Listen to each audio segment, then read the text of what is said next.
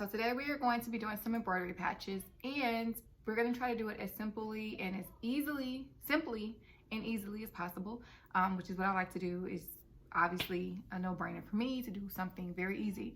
What you're going to need is some fabric. I have twill. I purchased this from Hobby Lobby yesterday or the day before. They were on sale. Every time I go to Hobby Lobby lately, everything tends to be 30% off. It's no longer every other week, and then you can use like 50%, and then you use your 40% off coupon. That's no longer what I've seen, like at least the last several months. So I paid about 18 bucks, 16 to 18 bucks for 2 yards total. So 1 yard of the black, 1 yard of the white, for twill. Okay, and then I also have some cotton fabric that I purchased several months ago, and it's predominantly a black fabric, but then it has these speckles of gold in it. I'm just trying to show you guys, but like this is that pattern. I don't know if you guys can see that, but like, oh my goodness, that's super cute. Okay, you want to take your stabilizer. So you got your stabilizer, okay? And then let's get our fabric. I'm gonna go with the cotton fabric with the gold specks. I'm just trying to get an eye for how big of a piece I need. So here's our stabilizer. And here's our fabric. You wanna take some spray and bond. I use the basting adhesive, and you're gonna give this a quick spray away from your stuff. Sorry, I had my TV on. So it temporarily becomes like one piece. I'm gonna go ahead and put this inside of your embroidery hoop. All right, so this is the gold color I'm gonna use. I'm gonna get the matching thread for that.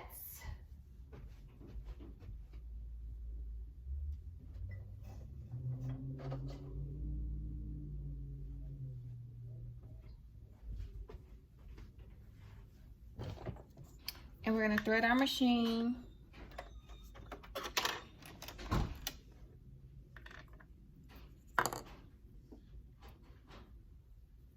Every machine should have directions on the bottom. Just follow the directions of your machine.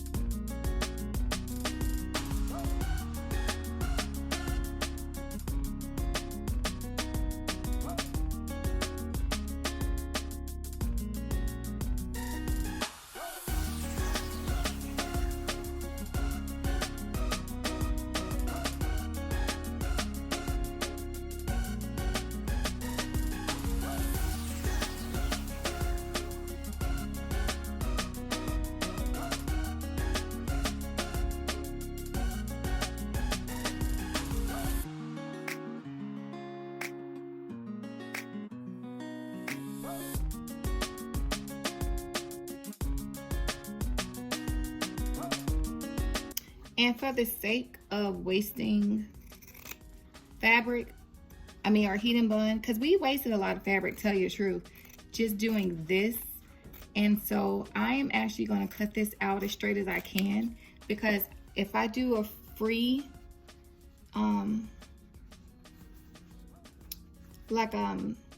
it's hard to explain what I'm trying to say, but if I do this a separate way next time, you guys will see what I'm talking about, where I won't have to use as much fabric.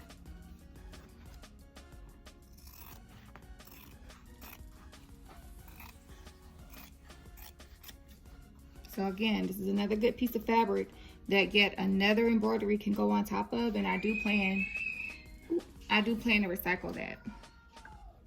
So we're gonna trim this up.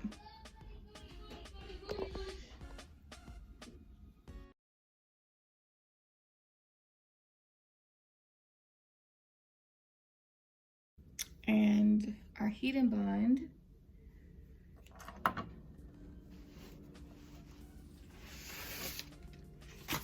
I have it on a roll. You can buy a pack. You can even buy it on the bolts. So I'm gonna cut us a piece off. You have a paper backing, and then you have a backing that looks very like shiny and feels rough to the touch. That's the part you want to be touching, the back stitching of the embroidery.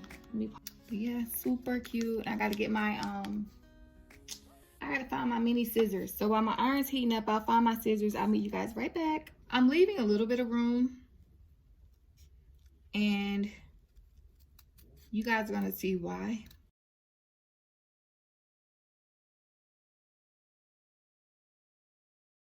And that paper separating, y'all, is just the heat and bond coming apart from where I press it on. So I'm leaving it on simply because it's easier for me to cut, but that just peels off easily. And I'll show y'all when we're done. So these could easily also be sewn directly onto your garment, but I'm gonna choose to do it this way.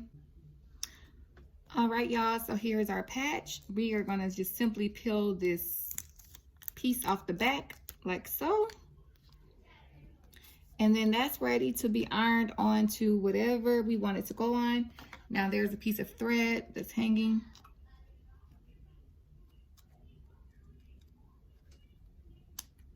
Go ahead and snip that.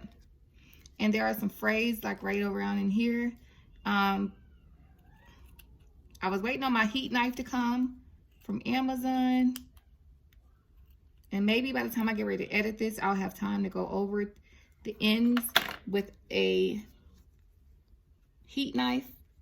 Or you take a lighter and just slightly go around this, as if like when you trim ribbon for tutus, it's the same thing. You're just gonna hit it with that. So let me get my lighter real quick. So as mentioned before, here we are with the half sheet in. Now what we want to do is see if we can edit this location. Let's see if we can center our needle. We are completely centered.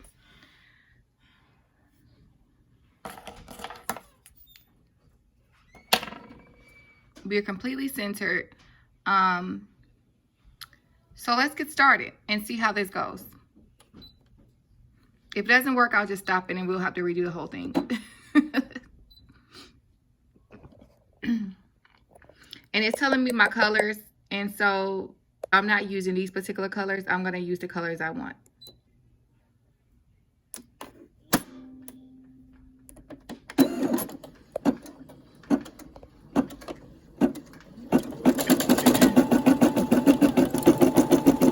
And also, this will let you guys know how you're doing on time. Up here it shows we are on the steps of 8 minutes out of 21 minutes total. 21 minutes total is the job. We're on stitch 620 out of 8,184. So like honestly, if you have other stuff to do, like multitask, okay? Especially when it's something simple like this, something small, you don't have to sit here and babysit it. You know, you have 8 minutes to go, you know, change the baby, or you know, fix you a sandwich, you know, multitask in the middle of all of this stuff. I'll be back for the next step. All right, y'all, so I just changed the thread color to red. I left the spool at the bottom gold because honestly, I just didn't want to be bothered with trying to change all of this with my USB cord acting very finicky over here. So yeah, let's just see how this goes. Hopefully there is no see-through because it's a gold stitching on the bottom in the bobbin thread. Hey y'all, so I want to come show you the progress. Now as you can see, we cut it really close right here, and the V, we didn't quite get that V pointed like we could have, like on this side. And I don't know why, because I thought from looking at the screen it, you know, we would have had more, like, this seemed to be more up, I don't know, than this side, but I guess that's the price you pay for trying to take it the shortcut. I actually just wanted to see for myself how it would work out. And at the end of the day, I'm not mad at it because, again, this is not for a client. It's for my personal use. But be careful when doing this. Make sure you have plenty of, you know, space. But anyway, I'm going to go ahead and put our last color in, which is the green. And I will see you guys back here in a moment.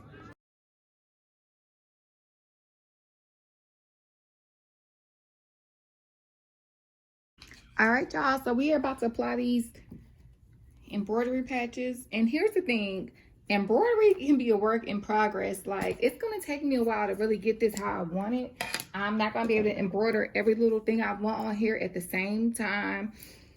I had to tell myself that because, girl, I had wanted like all my stuff done at once, but no, that ain't how that worked. So anyways, this is a small celebrity pink brand blue jean jacket I probably got from Macy's for little to nothing. And I have this really, it's like a coaster. Well, I don't want to say coasters. I'll show you the package. The little wood planks from the Dollar Tree that I use for coasters, I'm going to use that to kind of go underneath the material when I do press it, to try to get like an even flush press, because I've been hearing that sometimes these don't really last for some people, and they use e600, which is still a good option, right? So like, I could technically put some e600 right along the middle and stuff, and then still press this. And I don't know, I don't feel comfortable heating it with the glue, so I'm just gonna press mine. All right, but I want to press it as evenly as possible, so that's why I'm going to use my heat press and use the wood plank underneath to get it flat and down as much as I can. So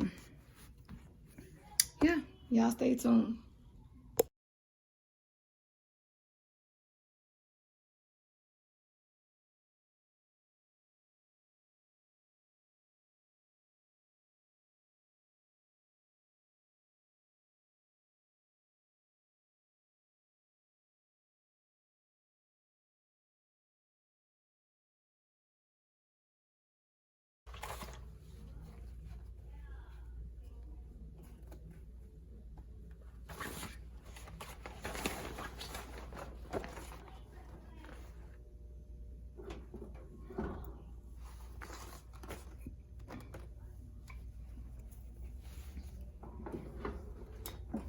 And I always do this.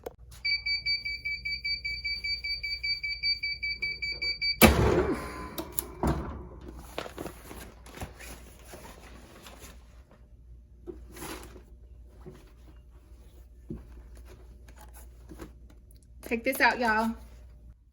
All right, y'all, so here you see the patches. However, the patches are not fully, look at that, down. And even over here, I can run my finger behind. So I'm going to take some e600. I have to find mine, and I'm going to go around the outer perimeters with some e600 and just apply pressure overnight to make sure these patches stick still.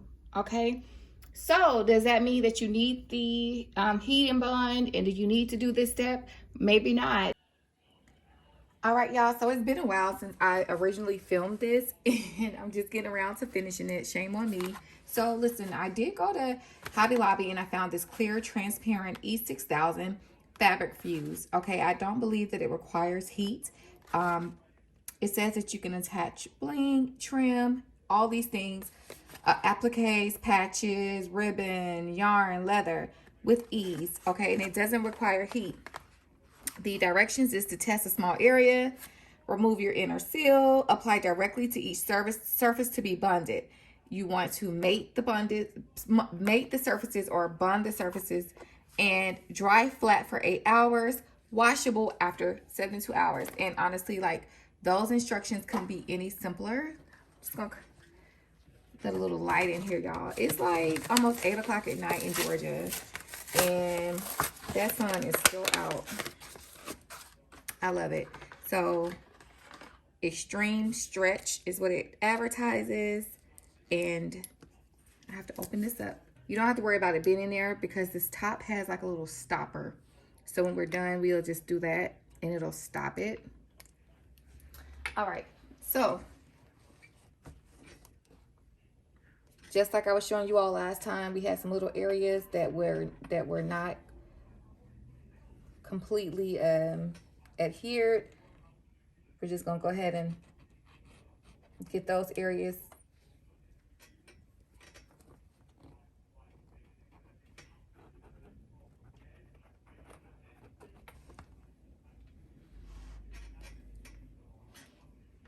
and anything that kind of pokes out. Gonna just take that extra glue and like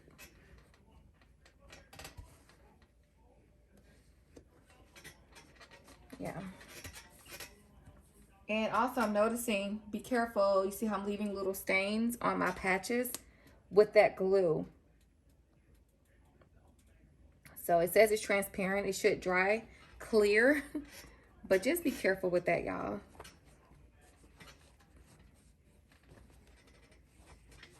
And I'm gonna have to find something heavy to sit on these because I want to make sure that it flattens all the way out for us.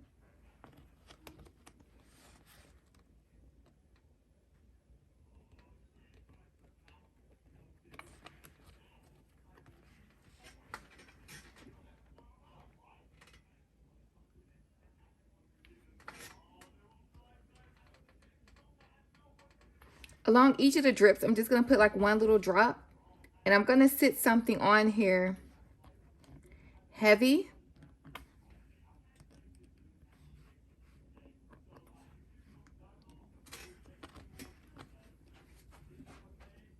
And I think I see, you guys, I've been holding on to this for way too long.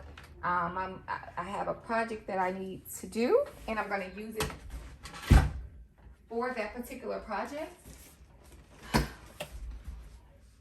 which is our Cricut press. But anyways, I'm gonna sit this Cricut press on top of this, just like that, to kind of apply some pressure overnight for these patches, and let's hope that everything buns really nice and well. I'm almost done. All right, y'all, so listen up. This actually has not been a full 24 hours. However, I just want to come back and show you how well this is working, and to remind you to be careful about the glue that you put on the actual patch, because I did that. It's not that big of a deal for me because this is for personal use, but if you're making this for a client, be careful. However, you see this? That's not coming up. See that? Not coming up. And so I would say this is going to finish resting overnight, finish drying, and you guys are going to have a beautiful patch on your denim. Because I think that if this was a lighter weight material, the heat and bun probably would have worked, and I hate that I did not mention that sooner. If this had been a lighter material, the heat and bun possibly could have worked, okay? But in this situation, with this being a denim, it didn't work for me. So that Fabric Fuse e600, I'd give this 1,000 times up. It says to let this sit for 24 hours. And within a matter of like an hour or two, I see it's already pretty solid. So I'm going to go ahead and co-sign off on this particular product. But you know how I do. If there's a problem later, girl, I'm going to let y'all know. But anyways, yeah. The next thing I want to try is something on the back. It ain't going to be this video, but it's going to be, you know, later on down the road, because that's the fun thing about this project. You can slowly just make more and more patches and make these things your own.